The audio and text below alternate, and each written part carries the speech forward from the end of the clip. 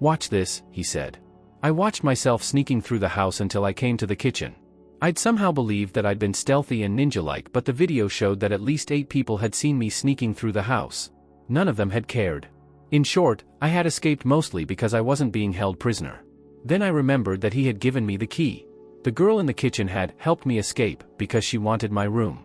Make more money than cooks, a lot more. At that moment I realized that the elephants had it over me in terms of intelligence. Perhaps the elephants don't break free, not because they don't know that they can, but because they know they're better off. "I want my room back," I said quickly. "Can't do it," he said. "I've been working on something lately and it came through for me.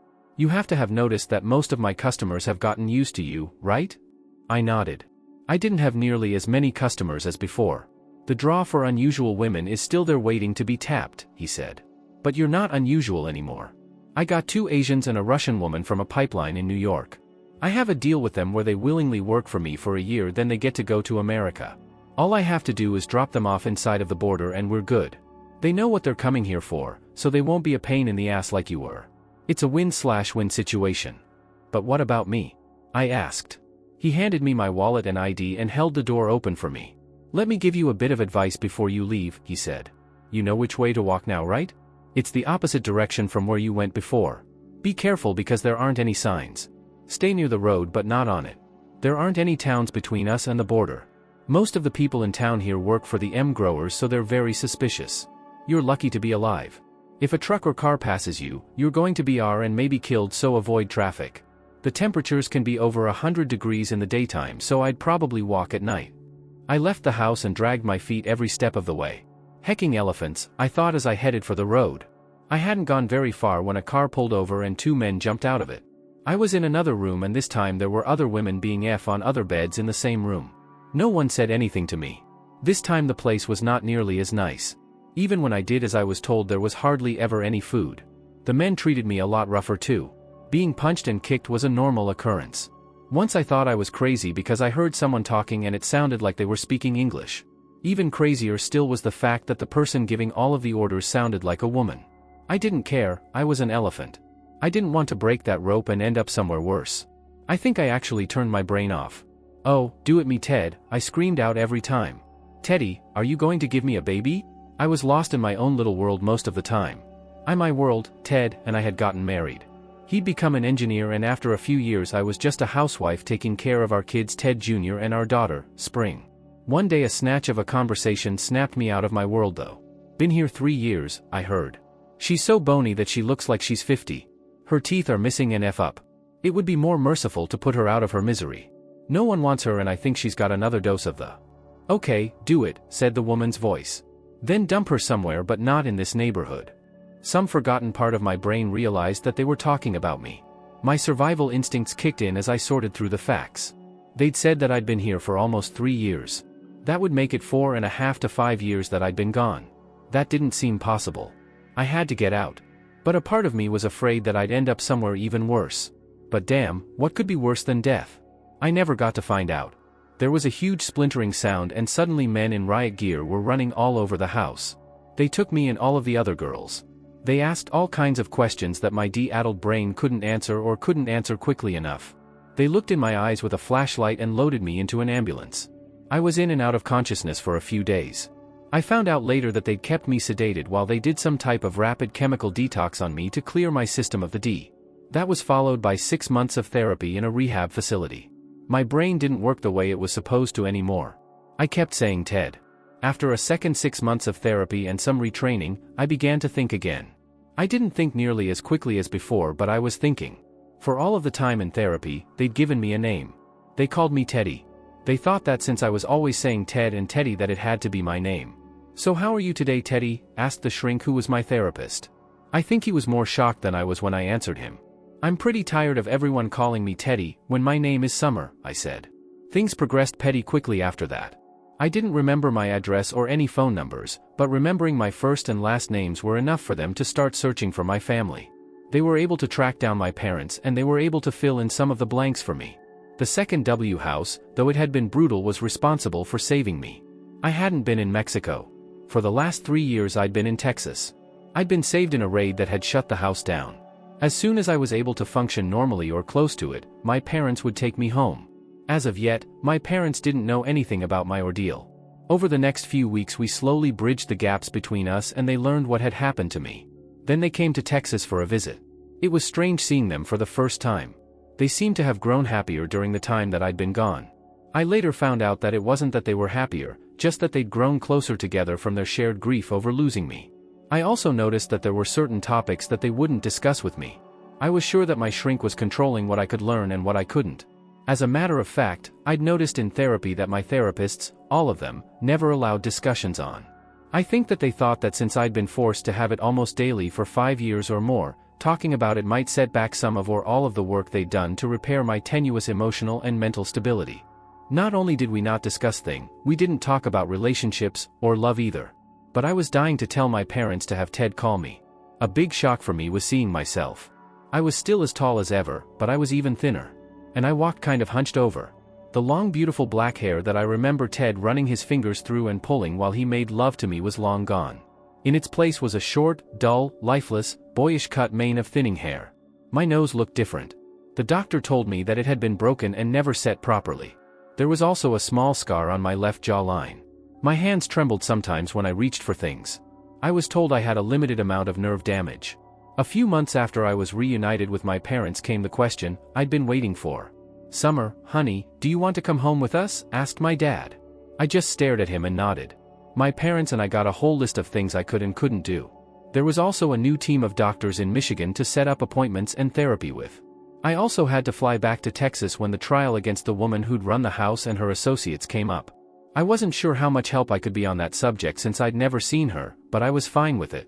As soon as I got off the plane in Michigan, I wanted to track Ted down. But my parents reminded me that we had to take baby steps for everything. First, I needed to get my life set up with somewhat of a regular schedule. I needed some sort of routine to give me normalcy in my life. Then I could start to establish and re-establish friendships. For the first few days they hovered over me, but then they gradually began to give me some room. One day while we were in the yard relaxing, I heard a song on the radio. It was one of those 80s bands made up of two sisters and Nancy Wilson. The band was called Heart. The song was called, "Who Will You Run To?" The words cut me to the quick because they were the exact words that Ted had used when I told him I was breaking up with him. The song and Ted had been right on the money. I'd been a fool. I'd found a new world and I'd thought I'd wanted to taste it. I had realized that my new world had been based on being D. And when that new world had fallen apart, I'd had no one to run to. I had chased away the person who loved me the most. I needed to see Ted badly. I wanted to see what his life was like. And I hoped that we could get back together. I knew that my parents were purposefully avoiding the whole subject of Ted, so I knew I'd have to do it on my own. But I got lucky. I'd run into a few of my old friends from school, and although none of them knew where Ted lived, most of them were sure that he still lived in the area. Then I heard about something that I knew Ted couldn't miss. There was a big car rally coming up that weekend. Ted had loved his car second only to me. That Mustang had been his pride and joy. I was sure that he'd want to show it off. That Saturday, I dressed in some jeans that weren't too terrible looking and a t-shirt. I told my mom that I was going out for a walk. I didn't actually lie. I did walk to the bus stop. And from there I took a bus to the car show. Once I got down there it was like being in a totally different world. There were all kinds of beautiful custom cars all over everywhere. People spoke a different language there. It was festooned with terms like horsepower and torque. Then I heard a voice calling my name, tentatively. "Summer, is that you?" she asked. A chunky woman with glasses, walking next to a fat guy with a receding hairline, was looking at me strangely. "It's me, Beth," she said. "You look different," I said. "2 kids and too many cookies will do that to you," she laughed. Strangely enough, the man next to her patted her on the ass. "You're still the most beautiful woman I know," he said. "I love every single pound of you." It seemed really weird, but he meant it. "You've changed too," she said. "Yeah, I went through some stuff," I said. "Beth, do you have any idea of what happened to Ted?" I asked. "Please tell me that he didn't marry Lisa." "Summer, Lisa died in a car wreck about a year after you left," she said. "And I haven't heard much about Ted, except that he's the head of engineering for some car company. He lives in a huge house out in the boonies." "Honey, are you talking about Ted Grant?" asked her husband. "He's going to be here. But he'll be about 3 blocks over, with the Mustang Club. This is all Chevy stuff." "Can we go over there?" I asked. They both shrugged and nodded. We walked the 3 blocks and made conversation as we did. I didn't say too much about my experiences, partly because I didn't want to shock them. But I also kept it to myself because I wanted to put my bad choices and the results of them behind me and concentrate on my future. We saw a lot of beautiful Ford cars and trucks and were talking about some of them when we heard the sound. You could feel the sound as much as hear it. It was a loud low growl that was almost a constant rumble. As we looked down the street in the direction of the sound we saw them. There must have been 40 or 50 Mustangs from different years in a line. They all pulled into one huge reserved parking lot. "That's where he'll probably be," said Beth's husband, whose name I didn't know. It was awkward because she called him, honey. I didn't think that I should. I think I saw her first. She was parking a red Mustang convertible and there was a spot next to her. A guy tried to pull into the spot and she waved him off. "That spot is reserved," she yelled. She looked familiar to me. She was short and the years had been kind to her. She had kind of a glow about her. She pulled a tiny young girl, who could have been her clone, out of the Mustang. She started to polish the car while the little girl stayed right next to her mother. I was sad when I thought about that. My reproductive organs had been damaged to the point where it was unlikely that I'd ever have children. "Do you remember her?" asked Beth. "That's Melissa Winters. Ted took up with her after you left." "She's really hot," said Beth's husband. "I mean her car is." Then we heard another rumble. Even from across the street I noticed that both Melissa and her child snapped their heads in the direction of the sound. "Daddy," said the little girl, and her mother's already glowing face gained even more luminescence. It's a strange world when a girl who was probably 4 or 5 can recognize her father by his exhaust note. As a striking blue Mustang pulled into the parking lot, most of the other owners stopped to look at it. "Holy shit," said Beth's husband. He let out a whistle. "That's a Boss 302 Lacuna Seca." His eyes looked like they were about to pop out of his head. "Should we buy one, or do you just want to go and jay off over that one?" asked Beth. She was still pissed over hearing her husband say that Melissa was hot. "Do we have $55,000 and 2 years on a waiting list?" he asked. "Oh wait, since they aren't going to make any more of them after this year, we'd still be out of luck." "If we had $55,000, we'd probably live in a better house," said Beth. "And we certainly wouldn't." I could tell that the two of them were about to go for each other's throat when the door opened and a man got out of the car. It was Ted. He'd grown a little bit of a mustache, but other than that he hadn't seemingly aged at all. He walked with a confidence that he'd never had with me. He opened his arms and Melissa flowed into them. It was evident that the two of them belonged together. I don't see how anything could ever separate them, but the little girl tried. Her daddy, the man I loved, scooped her up in one arm even as he kissed her mother. As I watched, the two of them helped each other wipe down their cars. They talked to others in the parking lot too. They were obviously in some kind Mustang group. They were never very far from each other, and even when near each other, they touched. I remembered the way Ted used to try to hold my hand at every turn. And it wasn't about S or ownership. It was about love. They clearly adored each other and their child. As far as Ted and I, that ship had sailed and I was the one who'd pulled up the anchor. I felt a tear roll down my cheek, but I had no one to blame except myself. I loved Ted still. Just thinking about him and our time together had gotten me through the worst ordeal that anyone could ever face. Maybe he hadn't come to my rescue in a physical sense. But in my mind he'd been the one I'd run to when it all fell down. My fantasies of him had been the thing that picked my world up off of the ground, and I was grateful for that. Ted had found his own new world, and his seemed to be just what he needed. With Beth and her honey arguing in the background, I crossed the street. As I approached them, the love and happiness they projected was almost palpable. "Ted," I said softly. He looked up towards me with a smile curling on his lips. Hi, he began. I realized that I'd changed a lot over the nearly 7 years since we'd seen each other. I'd been beaten down by my experiences. Ted hadn't changed much at all because he'd been lifted by his. As close as we'd once been, he didn't recognize me at first.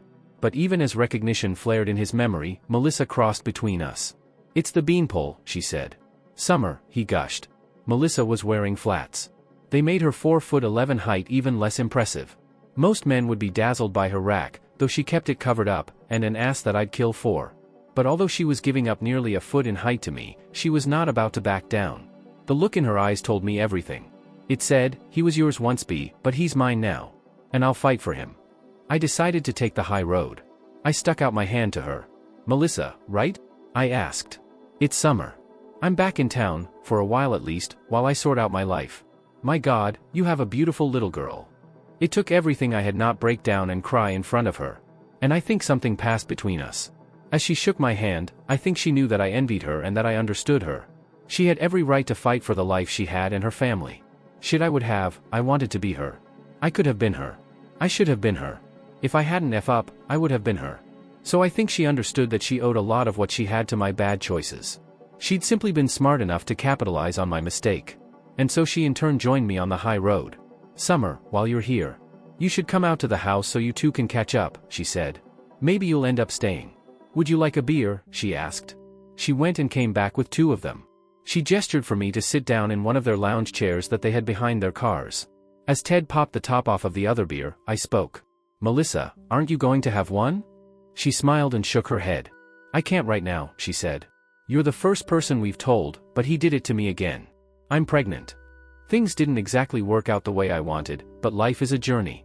No one makes all of the right choices every time. All I can do is try to make sure that I make the best choices possible in the future. Melissa and Ted are friends of mine now. I recently moved into an apartment and am living alone for the first time in my life. I've started to date a bit. It's still hard finding those taller guys, but I'm not often lonely. I have a job, not a great one, but it pays the bills and I have plenty of friends. I also do a lot of babysitting for Mel and Ted. They actually named their second daughter, Spring. I think me telling them about the dream I had while I was in the second house had something to do with that. A funny thing is that recently a water pipe burst in my apartment and shot water all over everywhere. I didn't know what to do, so I called Ted. I'm sorry, Ted, I said, dripping wet, when he got there. I didn't know who else to call. I'm the one you're supposed to call, he smiled. We are friends, remember? Yep, Ted's still the one I run to when it all falls down, at least he will be until I find my next great love. And he picks my world up off of the ground. The only thing is he brings his wife and kids with him.